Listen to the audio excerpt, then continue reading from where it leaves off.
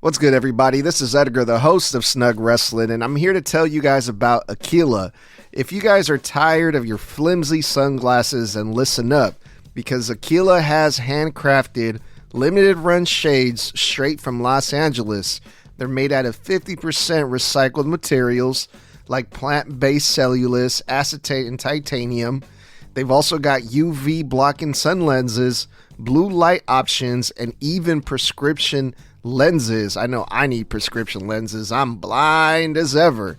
And these shades, these glasses, these frames, they're built to last and they look super clean. Plus, Aquila is serious about sustainability. They last a long time. They're also a member of a nonprofit organization, 1% for the planet, and that means 1% of every sale is donated to a reputable environmental organizations around the globe. And because you listen to us, Snug Wrestling, you get an exclusive 10% off any order with the code SNUG at checkout. That's SNUG at checkout. And full transparency, if you use that code, you help us out a lot because we earn a small commission, but it helps keep the show rolling. And you get top tier eyewear in return. So go to aquila.la, that's AKILA.LA, and level up your look, level up your shades responsibly.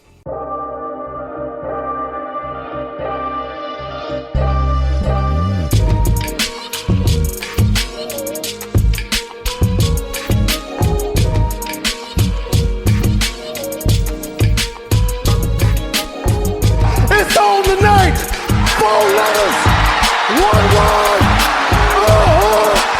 Snug! Hey, this is your Olympic hero, Kurt Angle, and you're listening to Snug Wrestling. Oh, it's true. It's damn true.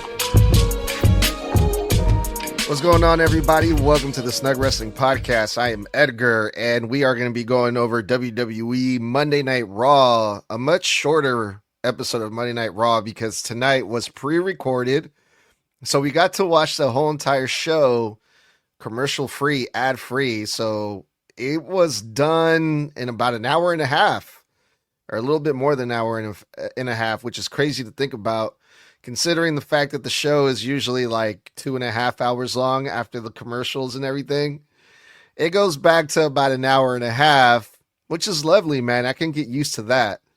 Except for, the fact that these are pre-recorded, which means that the show has been spoiled already for the most part. All the results are online and everything, so it's kind of hard to avoid that. But overall, still a really enjoyable Monday Night Raw, I thought. And we're here to cover it all. Mr. Blood and Tommy are here to help me. Like always, what's up, fellas?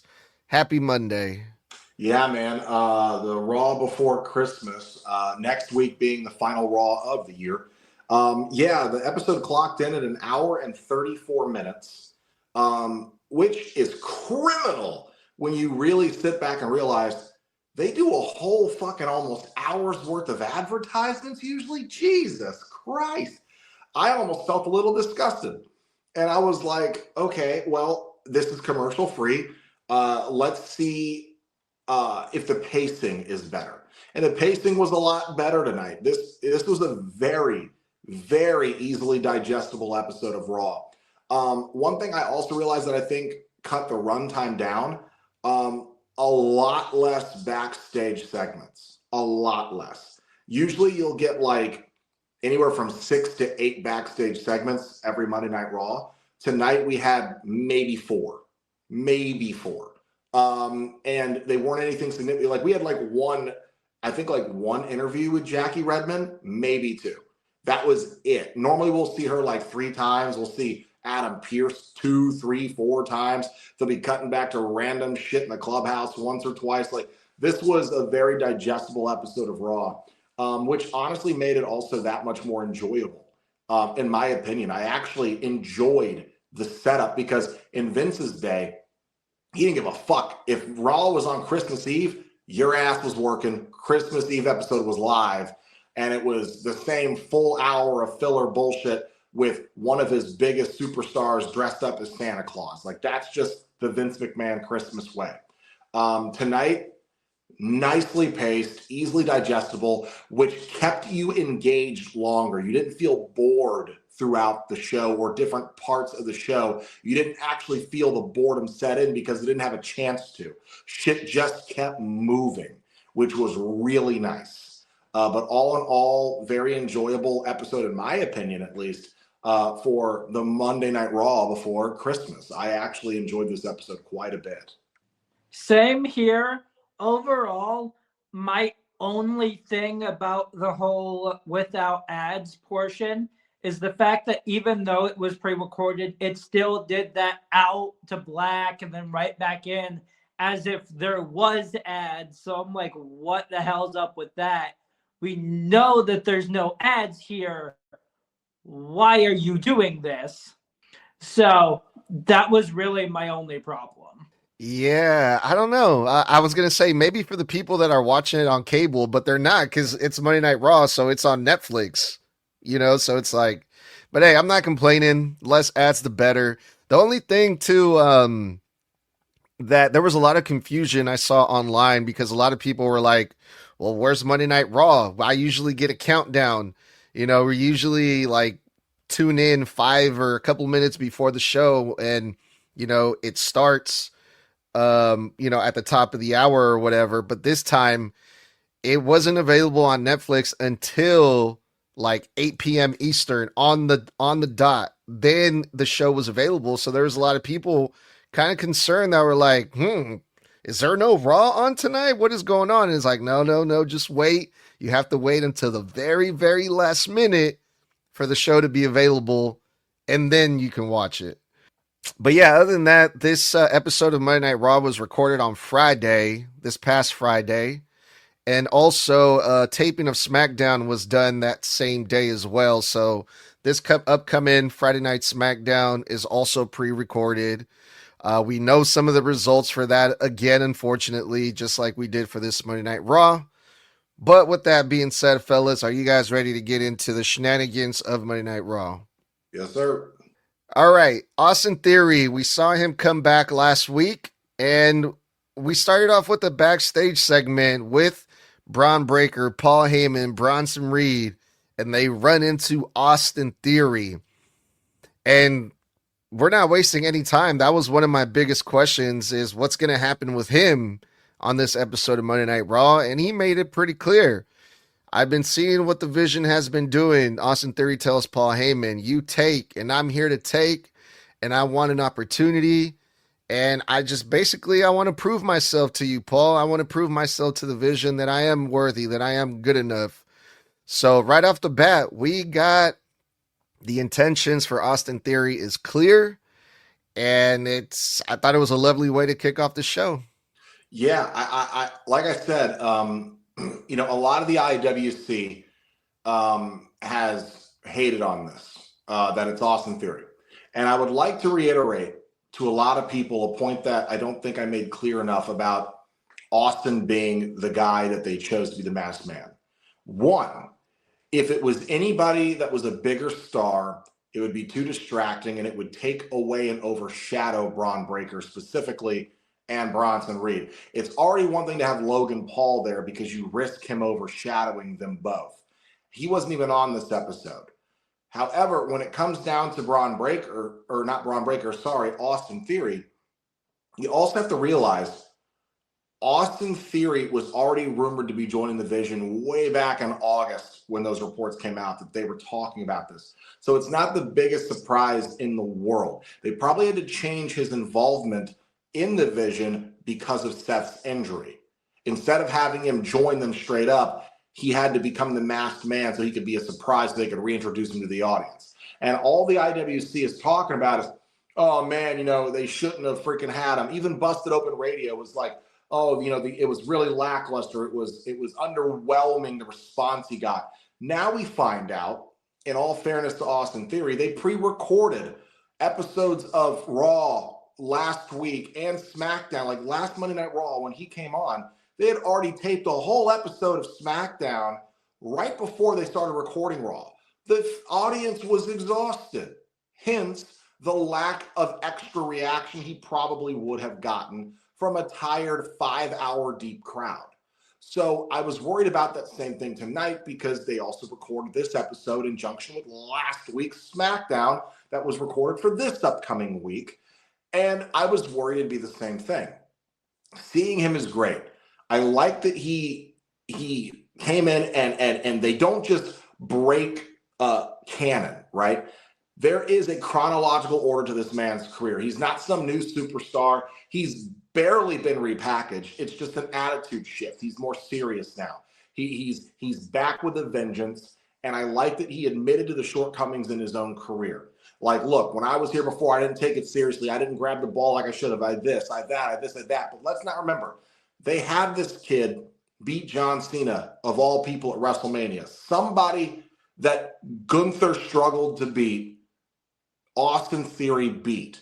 Okay, that's a big deal. If we're going with chronological history, Austin Theory is a threat. He has pinned John Cena in WrestleMania, for fuck's sakes. He has been a United States champion. He has beaten Seth Rollins before. Okay, so this is not like out of nowhere for him to be here. There is actual evidence as to why he should be, and I'm here for it. And if I remember correctly, he's also a multiple-time tag team champion, is he not? So there's that onto that list as well. So for the people saying, oh, it was underwhelming, yeah, but they also pre-recorded a damn show directly before that, which means, guess what? What y'all are saying is irrelevant at this point. But when it comes to Theory's track record, there is no denying how big this man actually is, and absolutely would have gotten so much more of a bigger pop if they hadn't already pre-recorded an episode of SmackDown. Plain and simple, there's that. I do love the fact that he brought up how the Vision started and how they would attack literally everyone they wanted to and everyone they could. So him going, hey, look, y'all did this. I'm literally just doing the same thing. I am showing that I will not be stopped at this point. So here's a fun fact, you guys. I got to make a quick correction because Eric Padilla, our friend from the SDM podcast, was actually at the double taping in Hershey, Pennsylvania last week, where Austin Theory returned. And basically the way that they recorded the show was they did the first hour of SmackDown. They recorded that first before Monday Night Raw. Then they recorded Monday Night Raw. And then they recorded the second hour of SmackDown after Raw, which is really weird. But I think they just, for some reason, started late. And maybe they were like, oh shit, well, Raw is live, so we have to record Raw live, but we'll just record the second hour after Raw, if that makes sense.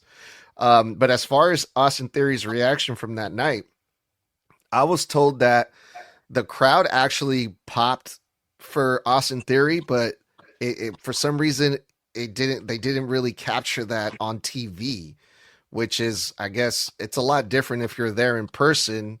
You can hear the crowd reaction, but it didn't really do it justice on TV. But Austin Theory's reaction was pretty good from what I heard. It also might be because of this type of stadium or arena they were in. Sometimes, depending on the building you're in, the acoustics really do fuck with an audience's reaction coming across on live TV. You know, we've had a lot of WrestleManias with open stadiums, like open ceiling stadiums, where people, like even the wrestlers are like, you know, you'll be in the ring and it just feels like you're not getting a reaction from anybody. But then you realize, no, it's because all the sound is traveling up and out of the arena because there's no roof or ceiling for it to bounce back down on. When it comes to Austin Theory, one thing I'd like to highlight that I really liked that he had said here was that, you know, the reason I kept the mask on is because I wanted you to see my actions before you saw my face. Mm-hmm. He's like, I wanted you to know what I was about and see that I was on your side before you realized who it was, so it wouldn't matter that it was me. You would only see that I was helping you, essentially.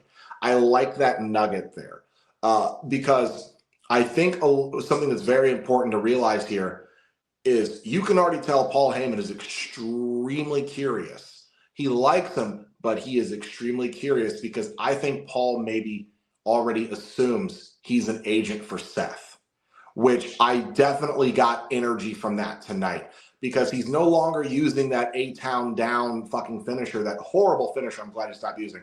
The fireman's carry into a face knee buster. He's using the stomp. So, and remember, guys, he was a disciple of Seth Rollins when Seth was the Monday Night Messiah. He was one of his disciples. And now he is utilizing Seth Rollins' finishing maneuver to win matches. Whereas the Vision might take that as, oh, he's mocking Seth. No, what if he is representing him? Yeah, I mean, I think I think we're getting way ahead of ourselves, Mr. Blood. He just came back. It's his first match. I'm trying to enjoy seeing him back, and then my mind's not there yet like yours, but maybe you're right. I am And we'll too. talk The seeds are getting sown already tonight. we'll talk about Austin Theory more cuz he was in the main event later on. It was announced in the tag team match. But first we got to talk about Asuka from the Kabuki Warriors, the Kabuki. She wrestled Rhea Ripley, and I thought this was a hell of a way to kick off Monday Night Raw to set the tone for the show because it's Asuka, legend, one half of the tag team champions, versus Rhea Ripley, one of the best currently today. And these two women proved why they are considered some of the best women on the roster. They beat the crap out of each other, literally. It was kind of concerning watching this match for a little bit because Rhea Ripley just came back from having a nose surgery. She wasn't wearing the mask, and she was kind of bleeding from her nose, which is like, holy shit. I hope she didn't re-break it, you know. But there was also another moment where Rhea Ripley hit Asuka. She was like carrying her on her shoulders and face planted Asuka. And Asuka didn't put her hands in the way on time, and she fucking smacked the front of her teeth right on the mat, which also caused Asuka to get a little bit of juice herself. But man, this match was pretty fucking intense, man. It was one hell of a match, I thought. Yeah, I got a date for you. September 26th, 1981. That is the day and year that Asuka was born. This woman is 44 years old, and she looks, without that makeup on, looks like a 28-year-old to a 30-year-old and still moves in the ring like a 26-year-old. I will never, ever not be impressed by Asuka in ring, period. She has a presence. One thing I noticed about her is her entrance. When she gets up on the rope and she reveals the mask, the way that they zoomed in on her tonight and the way she like looks and she just soaks in the crowd, that aura that comes off her, she has a presence that you can't teach. And that's why I love watching her wrestle, because Rhea has the exact same presence and aura. There is something about just, you have it or you don't. That's why people love Asuka. People love Rhea. They both have a ring presence that you cannot train into somebody. So when they have a match like this, the intensity goes from the superficial to the physical. And this was a physical match. It was very good. It's always good when these two are in the ring. I mean, Asuka really gained popularity around like 2017 in WWE, 2016, 2017-ish. 2017-ish, because then she faced Charlotte at WrestleMania in 2018. And she was already, in my opinion, a future Hall of Famer then. You look at the resume she's padded out now, first ballot. I don't know how you wouldn't put her there. Rhea's already in that echelon too. But seeing these two go at it, telling that story, they weren't overworking any specific body parts, but they were fucking physical. And it's a simple story. There's distraction outside the ring. Can Rhea overcome the numbers? Io comes out. Io, unfortunately, getting hurt distracts Rhea to where she gets rolled up with the tights, which is a smart finish. You don't want to pin Rhea that easy, that clean. It destroys her aura. But you also don't want to pin Asuka that easy either. She's a tag champion. She is a threat. You need to keep her as a threat and strong. So rolling Rhea up with the tights protects Rhea because of distraction, but also still gives Asuka the win so the Kabuki Warriors stay strong. And I liked that Io was still selling that insane elbow with the Kinesio tape on her back. All in all, really fucking great opener. Really solid opener. Thank you to the both of you for describing this match and how physical it was. Because of the fact that how I had to watch this match or this show, this is the one match that I did not get to see. I got to hear it. I did not get to see it. But with the description that you guys have already said, I can picture it and I get it. And there's something that Michael Cole said that I'm like, wait, what? And that is, until now, Asuka had not beaten Rhea Ripley. Not once. Until now. I'm like, wait, huh? How in the world? I thought she did. Like, no. Turns out, Asuka, until now, had not beaten Rhea Ripley in a one-on-one competition. Like, what in the world? But thanks to you guys for describing it, because I can picture it. And I do completely understand why Rhea did get pinned, because that's just how it's going to be. But these four women are about to have a tag team match for the titles on January 5th. So we'll overall see how that goes as well. All right, you guys, the next segment was the Becky Lynch and Maxine Dupree segment. I'm not really sure if this was scheduled like this, because we saw Maxine Dupree walk into the ring and they're like, oh, when we come back, we'll hear from Maxine Dupree. And it's like, oh, okay, maybe she's going to go out there and cut a promo. But Becky Lynch comes out. She's back. We haven't seen her since War Games, is I think that what they said, the announcer said. I wasn't expecting to see Becky Lynch back, but yeah, you know, she comes out, she continues her shtick about the referees screwing her over, and she's got lawyers, and she's going to go to, you know, the head honchos of Netflix and TKO and blah, blah, blah. And Maxine Dupree's music hit, and I actually popped for the very first time. I'm like, thank you. Someone shut this Becky Lynch up on my screen. It took forever. It was just, ugh. But yeah, Maxine Dupree comes out, and Maxine Dupree tries to cut a super baby face promo.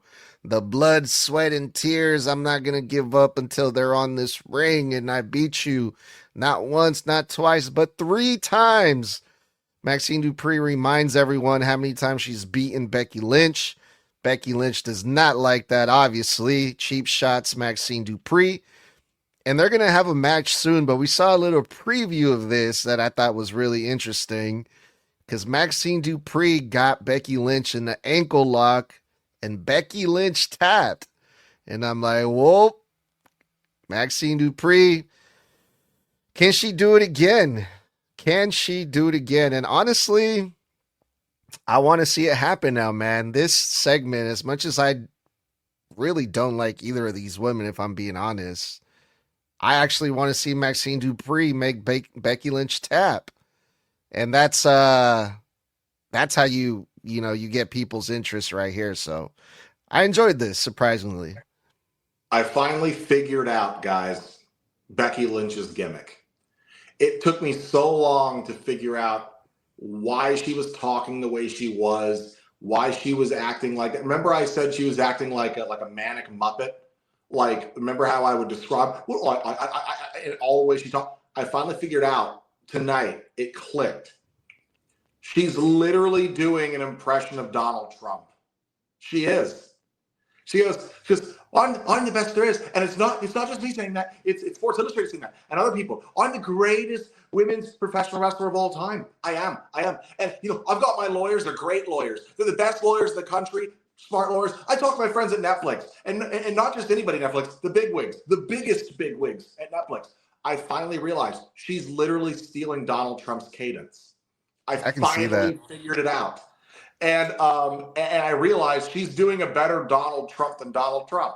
But when it comes down to it, Becky does her shit. Maxine comes out looking like a champion, which I love. That's what I like about the Raw Women's Champions. They dress like champions. They dress professional. They come out with a presence, shoulders back, chin high. They feel like winners. And, other than that shit Tiffany Stratton was doing with her fucking ass hanging out as much as she possibly could with her tits perked up, not looking like a champion. And you got Stephanie Vicaire dressed in a full-blown, nice, blouse. And she just looks so professional. But when it came down to it, Maxine cut. You never hear Maxine cut promos. Very rarely do we ever get to hear this girl cut promos. You know what the art of the promo is? What the number one thing about your promo needs to be? Believable. And when Maxine cut that promo, she did not sound like she was reading off a script. It was very baby face, but it sounded like real sentences coming out of her mouth. Not like, I love Charlotte Flair to death. I love Charlotte, but she's never cut a promo that sounded believable, ever. She'll go, I don't know who you think you are, but I am the queen. But when Maxine's out there, she goes, and I'm not going to stop until my blood, sweat, and tears are in this ring, and I put you down because I didn't beat you once, Becky, not twice, Becky. I beat you 3 times, and I'm not just their Intercontinental Champion. I'm your Intercontinental Champion. She sold it. She made me believe that she believes. That is the art of a promo. Her cadence was perfect. For a girl we never hear talk on the fucking mic, she knows how to talk on the mic. They gave her some baby face shit, but she made it sound real. That right there is her making significant progress. That right there was a massive, massive bump for me. When it came to her getting sucker punched and Becky getting the shots in, I was like, okay, they're going to beat her down so she can come back and win strong.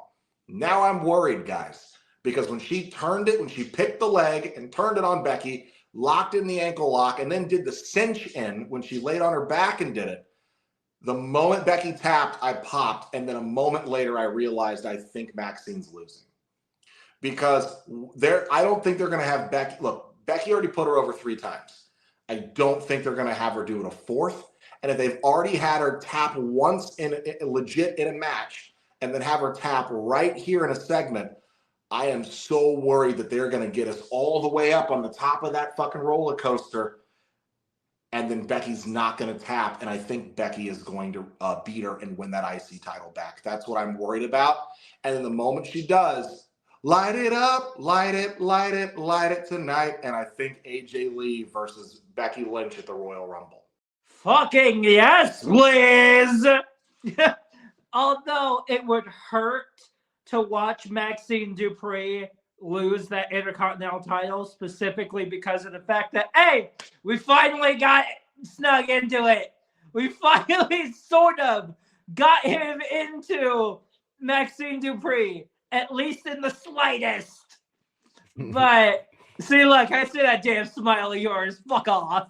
But, hey, we at least got him in there slightly. But she is absolutely believable, and everything that Bled said is absolutely right because it's true. Everything that she said it with an absolute purpose to fully dig into Becky. That was her entire plan. And for the most part, it worked because clearly she pissed her off enough to strike her. So there's that, but that ankle lock, I'm in that same boat, Blood, where I am worried at this point. But for all we know, she could still retain. But I do see more of Becky gets it back, and then we get that AJ and Becky match that we've been looking forward to. Yeah, out of all the matches that these two women have had versus each other, I think this one's the only one that I'm actually looking forward to because of how this whole thing went down tonight. Because you guys bring up great points. Yeah, like, I don't know if she can do it a fourth time. Because is Becky Lynch really going to go out like that? Is she going to tap? It's interesting. It's going to be a good match because we know what Maxine Dupree's going to go for. We want to see her get that ankle lock in. And when she hits it, what's going to happen? So it's going to be good. So I'm really kind of, looking forward to that. I don't agree with you guys when you guys say the promo was that good, but that's just me. But yeah, man, we'll see what happens. When is this match supposed to take place? Did they say? I think it's going to be either next week or on the 5th. I know it's because they showed us an advert for it. Oh man, if it's next week. They showed us an advert for it because they put them side by side, and the first thing I noticed was the weird grain effect filter they used on Becky Lynch's face looked like the whole left side of her face was swollen. But I think it's either next week or it's on the 5th. It's one of the two. But I hope it's on the 5th. I hope it's on the 5th because if it's next week, that means I think next week is also pre-recorded and we're probably going to get fucking spoiled. I don't think next week's pre-recorded because it's the 29th, so everybody should be back from their Christmas stuff. I think this weekend is next week should be live because I think next week we have 2 title matches next week. We've got triple threat women's and we also have the tag titles on the line. So unless they throw her in there for a third title match, they might be saving it for Monday Night Raw on the 5th on the anniversary so they can pad out that card as well. Yeah, that makes sense. All right, you guys. Up next, we had one of the greatest luchadors, the historical Rayo Americano.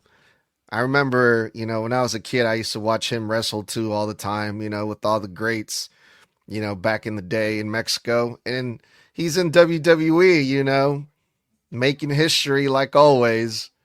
No, I'm just kidding. This is clearly Pete fucking Dunne. And the other guy was Tyler Bates. They've used different guys for the other guy. I can't remember his name that, comes out with El Grande Americano. Bravo. Bravo. Thank you. Bravo tonight was definitely Tyler Bates. The other guys we've seen before have been a lot bigger, but for some reason, Bravo shrunk tonight. But yeah, they came out with El Grande Americano and Rayo wrestled the most bounciest of them all, Javon Evans, right? And Javon Evans right now, he is a free agent. Technically, he's going to be called up, but the big question is where? Is he going to go to SmackDown? Is he going to go to Raw? But he got a good showcase match here on Monday Night Raw. He's also been wrestling a lot in AAA. He wrestled literally back to back. This episode of Raw was recorded on Friday. And then Javon Evans flew to Mexico the next day where he had a triple threat match, for AAA. So this kid is grinding, man. They're really giving him a lot of shine, and he's taking advantage of it 100%, man.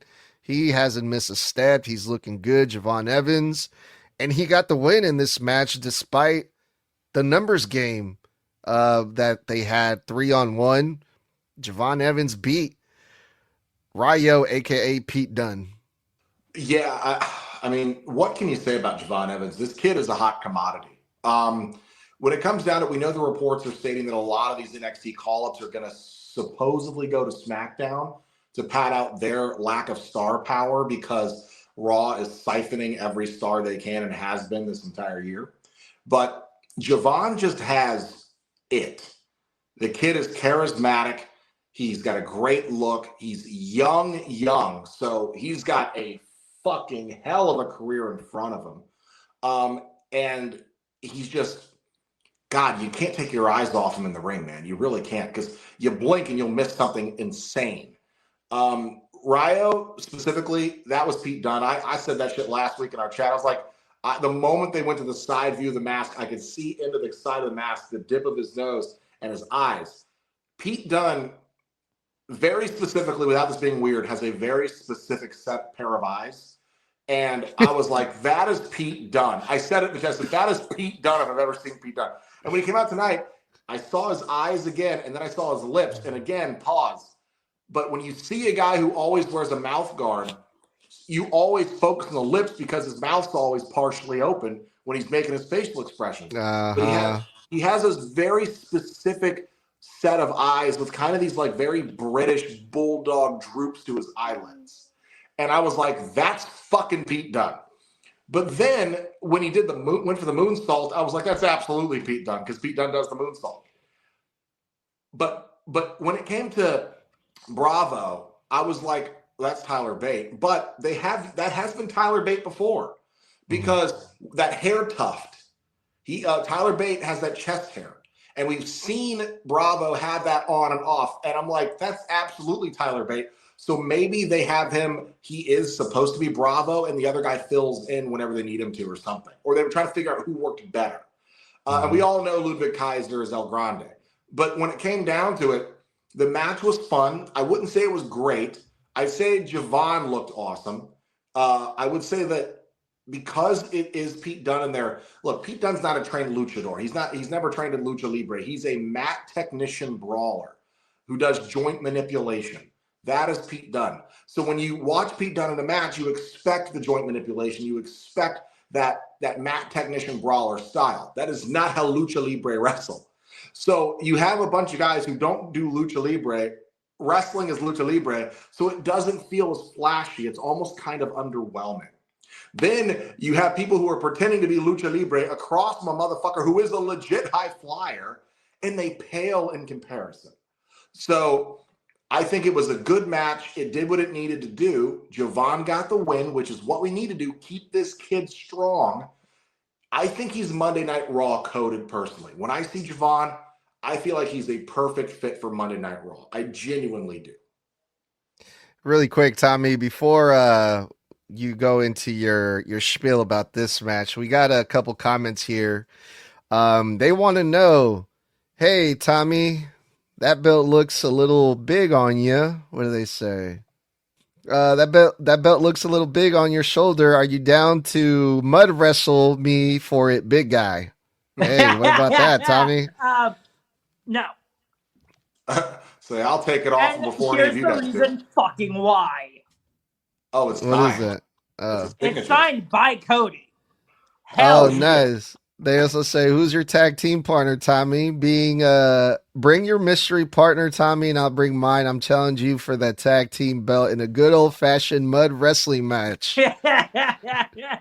I'll be his mystery partner because I actually am a pro wrestler, and I used to backyard wrestle, so I'm used to wrestling in the mud, and Tommy will retain. Damn, this show is getting weird.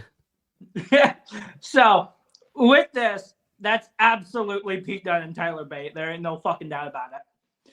But when it comes to Javon Evans, just imagine what's going on in this guy's head right now.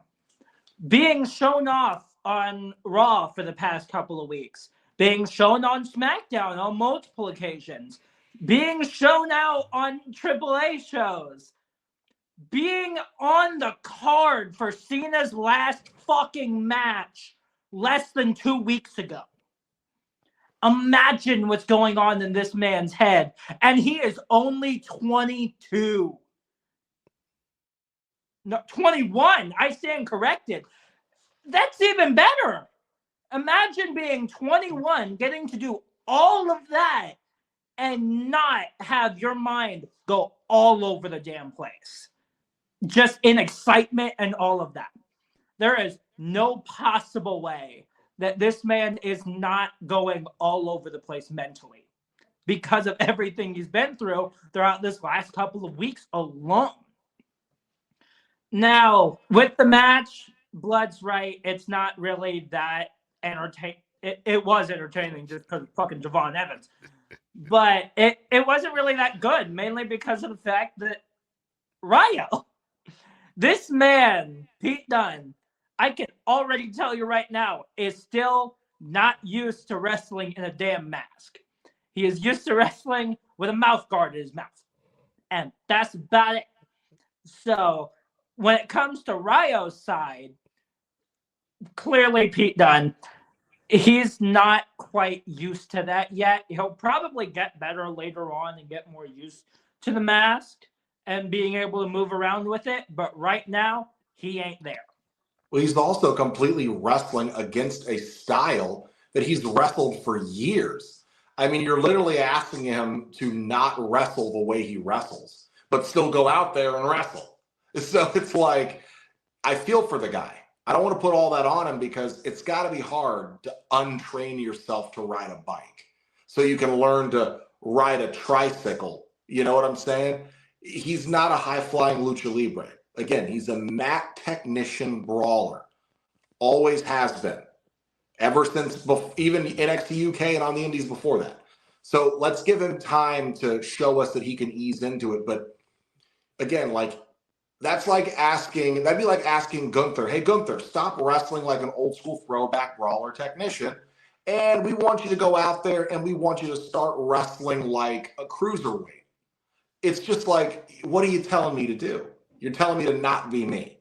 So let's give him some time, but I think he's going to ease into it. It's just growing pains. I don't think we're going to see him wrestle again anytime soon. That's the thing. This was just to put Javon Evans over. Pete Dunne's a good worker. He's going to make him look good. Put the kid over. But so it looks like we got a challenge accepted. They said, I'm down, Mr. Blood. Just remember, in Portland, we mud wrestle in our tuxedos. So that makes it a tuxedo match. So get ready to be stripped down, big guy. Well, I'm used to wrestling in my underwear. So when it comes down to it, we can mat wrestle, but you will get hit with the blood drop, then the blood drive for the 1, 2, 3.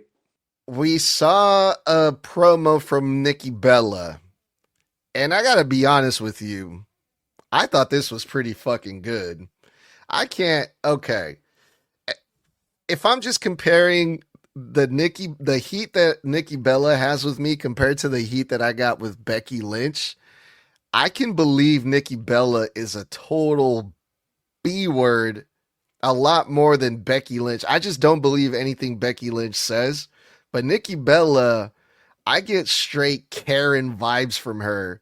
Like, I can believe that she really is a bitch, dude. Because she was like, I'm the big deal. I'm here now, and I'm the Hall of Famer. And she shows off the ring, and she's like, this is what a star looks like. And I'm starting to like Nikki Bella and what she's doing now as a heel. But it was announced that, we're going to get a triple threat match because, of course, we are. So basically, that's why we saw Nikki Bella out here. But I thought it was pretty good. Not going to lie. I mean, the triple threat we all saw coming, so it's not a big shocker there. But like, when it comes to Nikki Bella versus Becky Lynch and their believability as heels, let's not forget the first time they tried to turn Becky heel several years ago after the man gimmick, the fans kept trying to cheer her because no one believed that she was a heel because they were like, she's not a believable heel. She's too convincing as a baby face to buy her as a heel. She always has been. So when you see her as a heel now, it's weird because you're like, yeah, we get it. Okay, Donald Trump shtick. When are you going back to the man stuff, you know? I apologize. I had to cough. But when it comes to Nikki, if you remember her like in her original heel run where she was kind of on top, she was a believable bitch. Then you watch her on Total Divas where even though it's scripted, she still came off as like a bitchy, whiny, all about me fucking girl. And it came naturally to her because I buy that she's probably sort of like that. She came up in the divas era. She probably acts like an actual diva. She's probably more humble in her real life, I'm sure. But remember, she got so bent out of shape and butthurt over Wade Barrett's comments not a couple of months ago, and she bitched about it all over the internet. And then he was made to apologize to her in order for them to be good. And since then, Wade Barrett's been glazing her on fucking commentary for like 3 months now, if you guys haven't been listening to him. So she gets what she wants when she throws a fit, instead of taking constructive criticism. So I believe the shit she said in her promo tonight, because personally, I do believe she's probably kind of an actual real whiny diva who probably buys at least half of her own stock. But I couldn't be bothered to give a shit. One thing I will say about the show I hated was Corey Graves, who for me has been my least favorite commentator in the history of professional wrestling. I get being a heel commentator means to glaze, but bro, shut your fucking mouth sometimes, you whiny prick.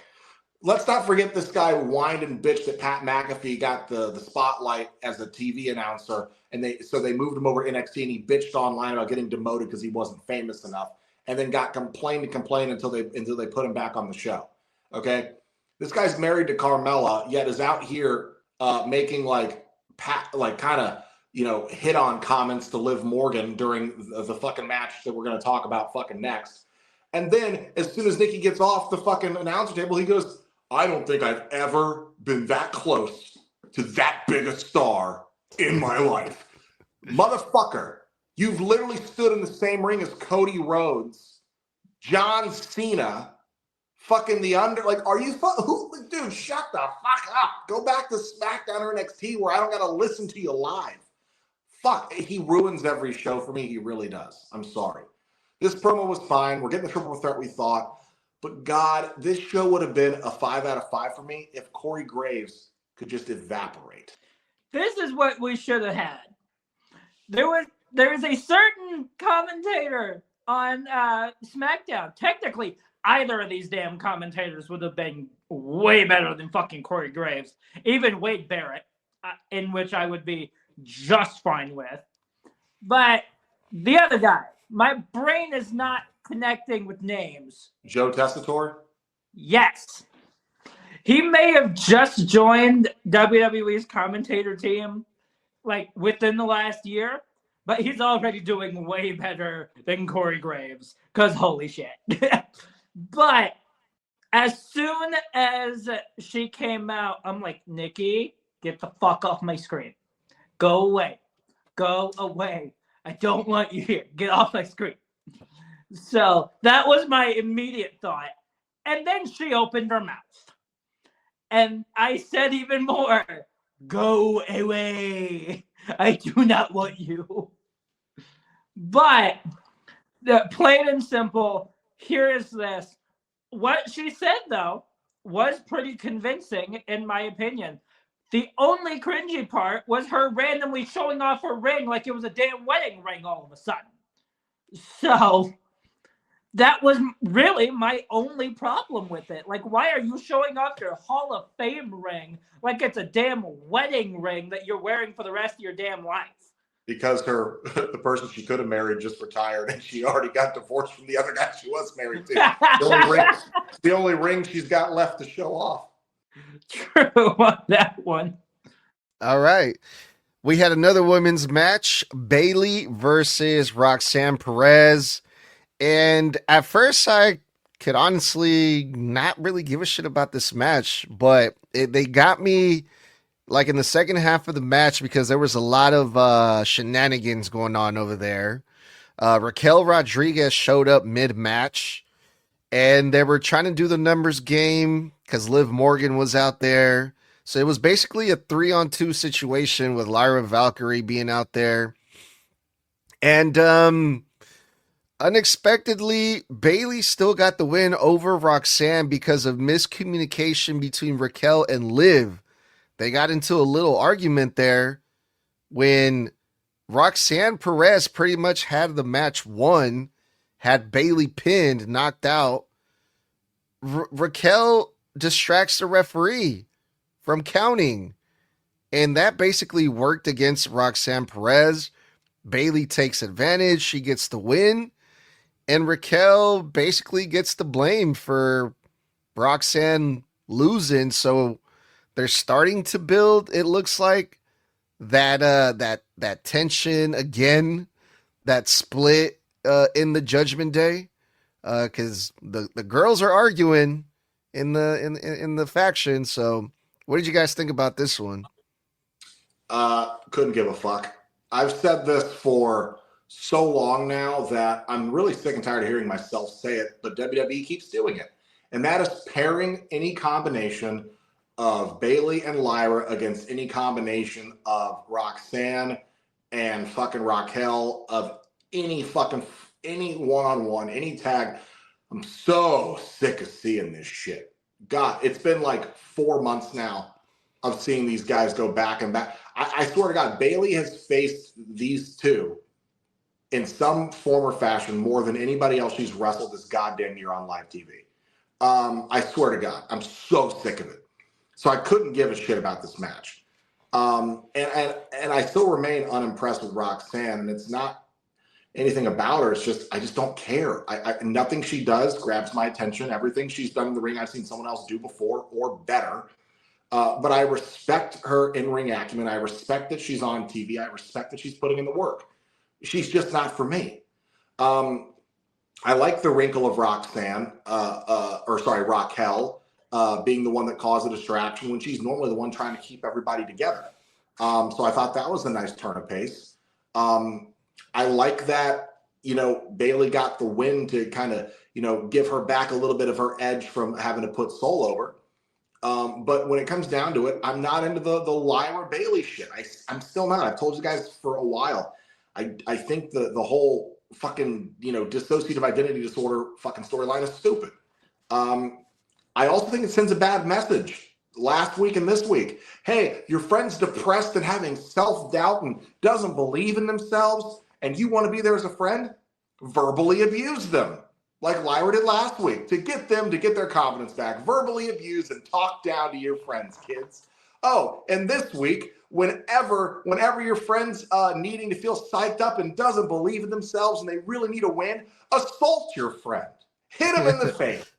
Because that's what real friends do. Not only do we just verbally berate them, we also physically attack them just so they know that we believe in them. I thought that was just the dumbest shit ever. I think it's a horrible example to set for the younger audience who's going to see this. In an age where every kid under the age of 15 is depressed or dealing with self-doubt or confidence or issues or bullying, and they need their friends to rely on them, this is telling all these impressionable fucking children, hey, if your friend's sad, you should call them names. You should tell them about their failures. You should remind them that they're weak and small and pathetic and that you expect more from them, because that's exactly what a 10-year-old needs to hear. Merry Christmas. Smack her in the face. I thought it was the dumbest shit ever. I'm not with it. And I just need this. I need these people to stop wrestling each other for a while. Yes, it's stupid. But at the same time, when it comes to this match, there was literally only two things that was good about it. Other than that, the shit was bad. I didn't like it.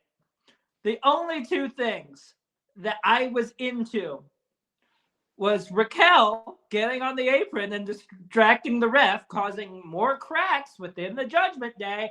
Please disband this damn group already. And of course, Lyra smacking the shit out of Bayley. She's like, hey, this is not the Bayley I need. Like, that's how that went. And those were the only two good things about this match. And that was it. It reminds me of Scooby-Doo 2, Monsters Unleashed, the live action with Matthew Lillard and Scooby in the laboratory, where Shaggy's freaking out and like not sure what he's going to do. So Scooby smacks him and he's like, thanks, I needed that. Smacks him again. Thanks, I needed that too. And then Scooby winds up and punches him right in the face. He goes, you're pushing your luck, Scoob. It's just like, who is this for?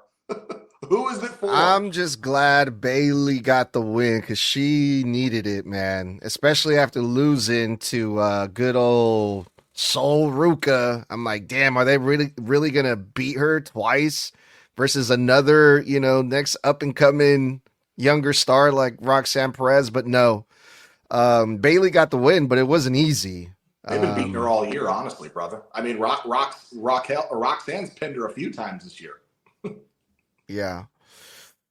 All right, let's go on because we saw Gunther, public enemy number one is what they called them, and also the career killer, not the legend killer, the career killer. And Gunther just comes out, does another victory lap where he jumps on the table and he's just getting booed out of the fucking building, man. The people hate this fucking guy. They love to hate him. They love to boo him. It's lovely how much heat Gunther has. And yeah, he says, "Oh, you guys are mad at me? Don't be mad at me. Be mad at the guy who gave up like a little bitch," or something like that. I don't remember if that was exactly what he said, but it was short. He was out there for a good 5 minutes and he only said a few words and he got the most heat out of everyone of the fucking night, which I thought was amazing. But CM Punk comes out, goes face to face with Gunther, and I'm like, oh, Punk, I don't know if you want to put yourself in that crossfire right now. But we got a stare down between CM Punk and Gunther. Maybe, we're looking into a potential future match between these two. I don't know if CM Punk wants to put himself in that position versus a Gunther right now. But we saw that stare down. And then we saw the stare down with Rey Mysterio. And I'm like, God damn, they're just teasing Gunther. He's going to retire all these people. What's going on here? And then we go backstage. He has another stare down with AJ Styles. And it's just like, fuck, dude. It's just crazy to think about. CM Punk is a current world heavyweight champion, but I mean, his career in the WWE is not going to last any longer. And then we see the stare down with Rey. And then Gunther is coming after everyone's career. It's the feeling I'm getting now. But what'd you guys think about this Gunther segment? Again, second week in a row, I'm going to say this, reinforces the fact that having John Cena tap out to Gunther was the right call. You have the biggest fucking heel in professional wrestling right now. And all it took was John Cena doing the one thing he said he wouldn't do for the last 20 years. And he did it. And John Cena giving Gunther a rub that no one else could have ever come close to giving Gunther. And it is bearing such great fruit. Gunther is amazing. This shit was one of the smartest decisions they could have ever made with his character, with his progression. As we know, they're rumored to be building him up to take on and possibly retire Brock Lesnar in August at SummerSlam next year in Minnesota, where Brock Lesnar is from. But this shit was gold. And then having Punk come out. Let's not forget, Gunther, my brother, you're looking a little too confident. You're looking a little too confident, staring down into the eyes of the best in the world who beat you at SummerSlam this year and took the World Heavyweight Championship off you. Fuck the cash in from Seth. You're staring into the eyes of one of the few men who actually fucking pinned you this year. Legit, straight up clean. CM Punk's already proven he's got your number, homie. I don't think you want to bark up that tree because it's going to end with a GTS, a 1, a 2, and a 3. And when he stared down fucking Rey, who's already in 2 Hall of Fames and probably on his last year next year, I can see Gunther retiring Rey Mysterio. That stare down with fucking AJ. You just don't know when to shut up, do you? I guess I don't. Homie, AJ, we've already said this. I've already said this. I can see him coming after you too. If they turn this legend killer gimmick, which is the career killer gimmick, into Gunther just putting these vets out to pasture. Imagine a resume on a Hall of Famer that says, I retired Goldberg, I retired John Cena, Rey Mysterio, AJ Styles, Brock fucking Lesnar. Who could be after that? Randall Keith Orton. Like, you're talking about retiring an entire echelon of guys who have been in this company for 20 fucking years. Entire generation. Plus, a whole generation putting them out to pasture. God forbid he comes after Punk in like 2027 or 2028, my brother. But Gunther, in the words of the Mafia, my favorite movie genre, he's a made man.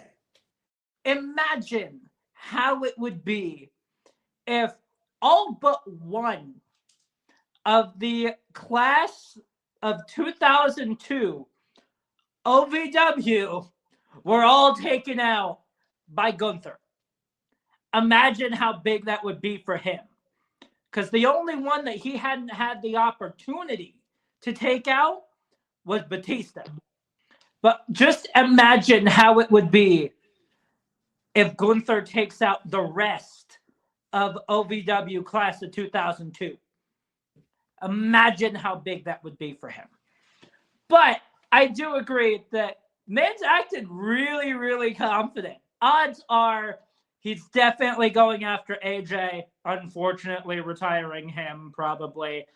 Odds are he's retiring Brock Lesnar as well. Thank God we didn't want this man back anyways. When he had that face down with Rey Mysterio, I really wanted this man to just tap him on the head right before laughing and walking away. He did part of that at least. He didn't tap him on the head, but hey, he walked away laughing.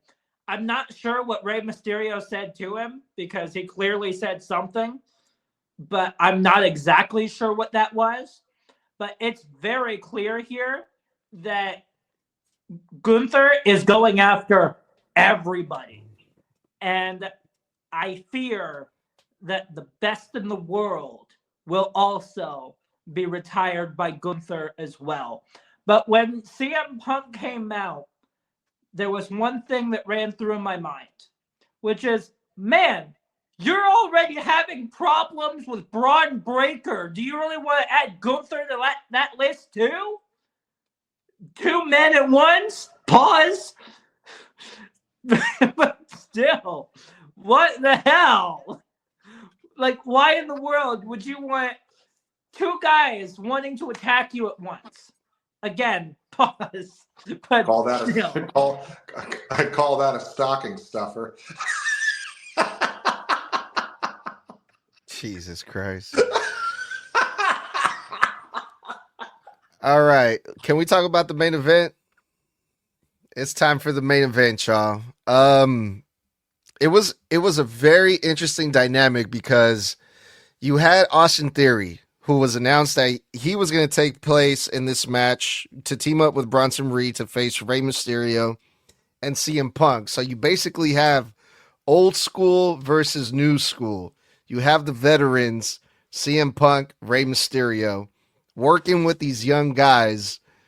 And it was like, the match was so good because we see the potential that Austin Theory has and Bronson Reed. They're the future. You know, they're the young heels coming after the respected and the loved baby faces in Rey Mysterio and CM Punk. And this match fucking worked. Austin Theory looks amazing. I think he's in the best shape. I mean, he's always been in great shape, but he looks in even better shape now. He's rocking the new gear. You know, he's got a different attitude. He's a lot more serious, more intense. He looked fucking great in this match, dude. His offense was, you know, it was on point. He's just so good. Austin Theory's so good. And also putting him with, again, Rey and CM Punk, veterans who are going to make him look good. I thought this was fucking amazing. The way that this was put together. The only thing that I am going to bitch about is if they're trying to put more attention on Austin Theory, make him look good, put him over, right? Did they at least one time mention the fact that he's a former United States champion and also someone else who defeated John Cena in the past? Because I don't think they did. And I'm just like, why wouldn't they mention that if they want to put more credibility on this guy? I would think like, hey, maybe this is something you should probably remind the fans. But other than that, I fucking love this main event. And I'm so glad Austin Theory is back. I do believe that they did mention he beat John Cena at WrestleMania. Because I do have the memory of watching I'm old, guys. My closed captions. I do remember seeing he defeated John Cena at WrestleMania in my captions. But when it comes down to it, I would really quickly like to put over Austin Theory's new look. The gear, I love the gear. At first, I thought it was just his pants. No, bro, those are like specially like made fucking wrestling pants with the knee pads like built in. There's really cool designs going across it. The boots look sick, bro. Top chef's kiss. That shit looks dope as fuck. And yes, this guy is in the best shape I think he's ever been in his career. He looked crazy great before because I think he used to do like bodybuilding professionally. But dude looked chiseled out of stone. I mean, bro's fucking lats are insane. But when it came down to it, I was worried what he would wrestle like in this match because we haven't seen him wrestle in a while. And, you know, absence makes the heart grow fonder. I've always thought the kid was athletically gifted. He looked insanely impressive in this match. He right out the gate, Gray tries to attack and he catches him. He fights him off. Dude was snappy. He was snappy. That's the best way I can describe his offense in this match. He looked quick. He looked crisp. He looked explosive, but he also looked contained. And I think that's top marks for him. I'd also like to put over Bronson Reed. Sometimes you forget that this guy, for as big as he is wildly, wildly athletic. And Bronson Reed does not get enough credit for how well he is at selling. This guy, when he takes a bump, like he has to miss on purpose for a reversal, he eats that bump like 100%. Like when Ray dodges out of his senton, he threw himself into the fucking mat, bro. I mean, these guys look great. And that's what this is for, to put over young talent. And it's fucking working. I love that they kept showing how impressed Paul Heyman was at Austin Theory, because they kept cutting back to him watching Austin work. I love that Punk and Ray had really great chemistry with these guys. And I don't even want to insult these two young men by saying that, Ray and Punk made them look like $1 million. They were making themselves look like $1 million all on their own. Punk and Ray were just the vets in there, making sure everything was clean, tight-knit, and crisp. I thought it was awesome. I was wondering the whole match, what is Austin Theory's finish going to be? I know he needs the pin. I think give him the pin. It's the smartest way to put him over strong. And I was waiting for the 8-count down. And then when he pulled out the stomp, I was like, yes, that's what it needs to be. Plant the seeds for Seth Rollins' return, but also that 8-count down finishing maneuver was terrible. Everybody knows how bad that fucking move was. One of the worst looking finishers we've ever seen. The stomp, he hit it. It looked perfect. Chef's kiss. He looked believable. Then you get the interference with Braun Breaker, who comes in and spears fucking CM